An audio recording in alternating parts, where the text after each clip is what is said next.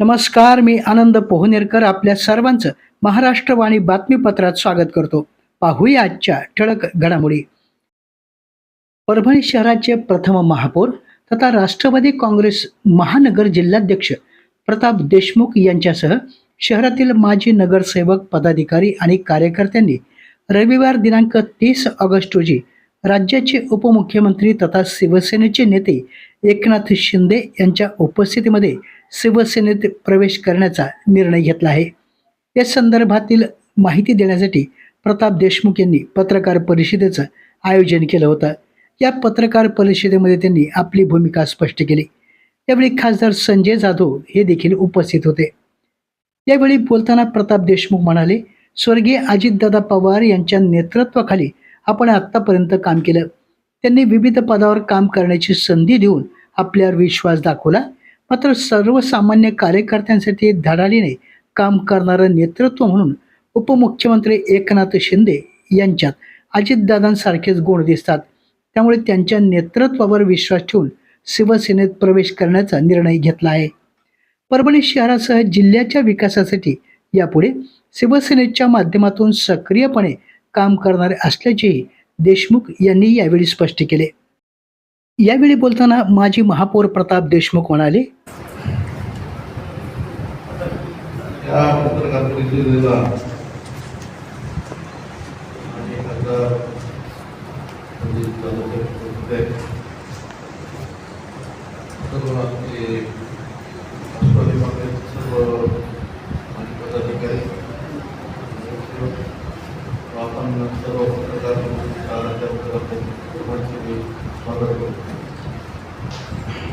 मी राष्ट्रवादी काँग्रेस पक्षाचा 10-12 वर्षापासून शहराध्यक्ष आणि 91ला ज्यावेळेस नगरसेवक विधान त्या काळापासून मी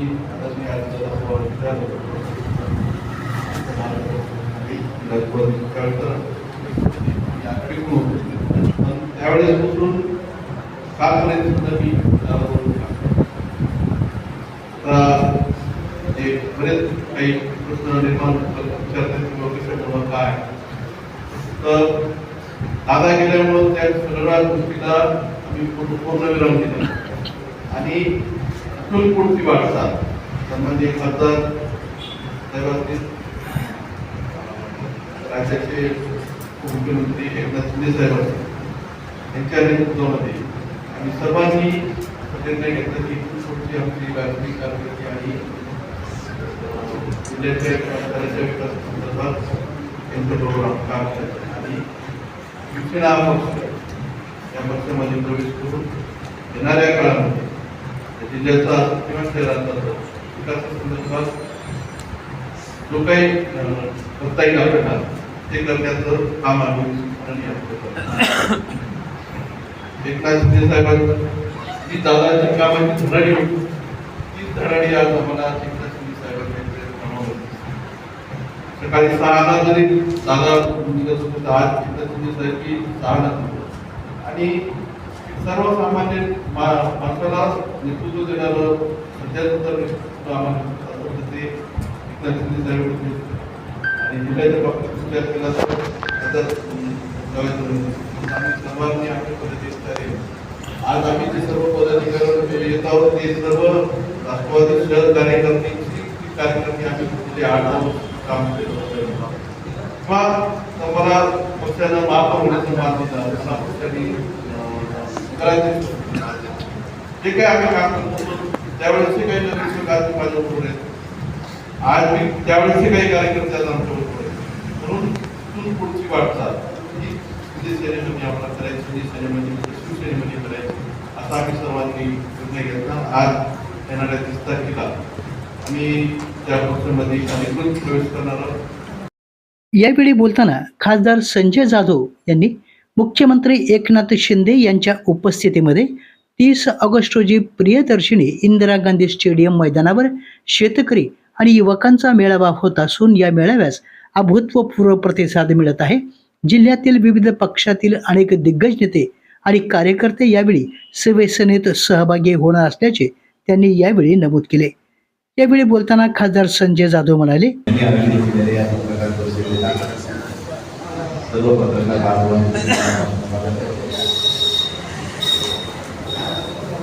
राष्ट्रवादी काँग्रेस पक्षाचे बरेचसे पदाधिकारी महापौर प्रतापभाई देशमुखांच्या सोबत 6 सन्माननीय माजी सदस्य,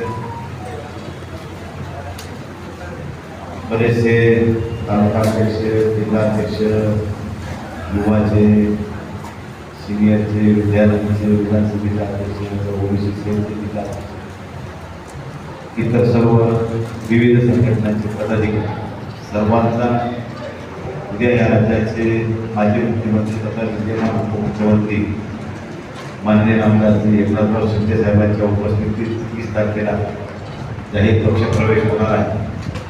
त्या पार्श्वभूमीवर या ठिकाणी या पत्रकार परिषदेचं आयोजन करण्यात आलं आहे. पक्षात येणाऱ्या सर्व पदाधिकाऱ्यांचा पूर्वीच केलं आहे. 30 तारखेला अधिकृत होईल. त्यामुळं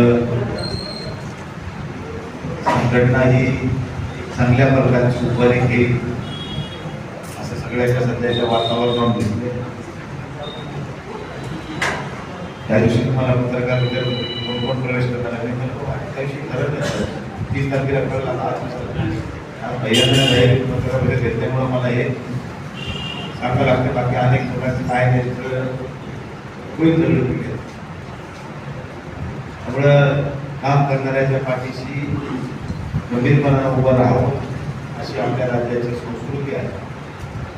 त्यामुळं माननीय एकनाथराव शिंदे साहेब या घडाडीने ज्या असताना काही महत्त्वाकांक्षी निर्णय घेऊन राहणाऱ्या लोकांच्या अडीअडचणी सोडवण्याचं काम करतात. विकासाच्या दृष्टिकोनातून काही महत्त्वाचे काम करण्याचा प्रयत्न ठेवला. त्या शिंदे साहेबांच्या पाठीशी गंभीरपणानं उभं टाकायचा मानस आम्ही सर्वांनी घेतला आहे, दयानी घेतला आहे. त्यामुळे अशा अनेक पक्ष प्रवेश सोहळ्यामध्ये सहभागी होतील. या पत्रकार परिषदेमध्ये रामेश्वर आवरगंड, सुरेंद्र रोडगे, शंकर भागवत, माजी नगरसेवक राजू शिंदे, पंजाब पतंगे, विजय धरणे, सतीश नगरसाळी आदींची उपस्थिती होती. राजे संभाजी मित्र मंडळाच्या वतीनं आयोजित करण्यात येणारी माखनचोर दहीहंडी फोड स्पर्धा रविवार दिनांक 6 सप्टेंबर 2026 रोजी सायंकाळी 7 वाजता उत्साहात होणार आहे. परभणीचे खासदार संजय जाधव यांच्या पुढाकारातून या स्पर्धेचं आयोजन करण्यात आलं असून शहरातील गोविंदा पथकासह दहीहंडी प्रेमी नागरिकांमध्ये या स्पर्धेबाबत उत्सुकता निर्माण झाली आहे. गोविंदा पथकांना दहीहंडी फोडण्यासाठी आवश्यक सराव मिळावा, त्यांच्यातील कौशल्याला व्यासपीठ मिळावे, तसेच श्रीकृष्ण जन्माष्टमीच्या उत्सवाला अधिक जल्लोषाचे स्वरूप प्राप्त व्हावं या उद्देशानं राजे संभाजी मित्र मंडळाच्या वतीनं मागील अनेक वर्षापासून या स्पर्धेचं आयोजन केलं जातं. यंदाही स्पर्धेचं भव्य आयोजन करण्यात आलं असून विविध गोविंदा पथके आपल्या कौशल्याची आणि संघभावनेची कसोटी लावणार आहेत. या स्पर्धेत प्रथम येणाऱ्या संघाला 1,51,000 रुपये, द्वितीय क्रमांकाच्या पथकाला 1 लाख रुपये, तर तृतीय क्रमांकाच्या पथकाला 75,000 रुपये रोख पारितोषिक देण्यात येणार आहे. या माखनचोर दहीहंडी स्पर्धेला नागरिकांनी मोठ्या संख्येनं उपस्थित राहावे असं आवाहन आयोजक खासदार संजय जाधव यांनी केलं आहे. वसमत रस्त्यावरील त्रिधारा परिसरामध्ये बुधवार दिनांक 26 ऑगस्ट रोजी सकाळच्या सुमारास 2 वाहनांचा भीषण अपघात झाला. यात दोन्ही वाहनांना आग लागली. या घटनेत टिप्पर चालक हा किरकोळ जखमी झाला. या घटनेबाबत जिल्हा नियंत्रण कक्षाकडून माहिती मिळताच अग्निशमन दलाच्या पथकानं तातडीनं घटनास्थळी धाव घेतली. वसमत रोडवरील त्रिधारा पाटीजवळ MH34 BZ 1897 आणि MH 43 U 7608 या 2 वाहनांमध्ये अपघात झाला होता. या अपघातानंतर दोन्ही वाहनांना आग लागली. घटनेचं गांभीर्य ओळखून अग्निशमन दलाच्या जवानांनी शर्थीचे प्रयत्न करत ही आग आटोक्यात आणली. यामध्ये अग्निशमक अधिकारी दीपक कानोळे यांच्या मार्गदर्शनाखाली फायरमन निखिल बेंडसुरे, मदन जाधव तसेच वाहन चालक वसीम अकिल अहमद यांनी या कामी शर्थीचे प्रयत्न केले. आपल्या जिल्ह्यातील अपडेट बातम्या पाहण्यासाठी आमच्या महाराष्ट्रवाणी या चॅनलला लाईक करा, सबस्क्राईब करा आणि शेअर करा. धन्यवाद.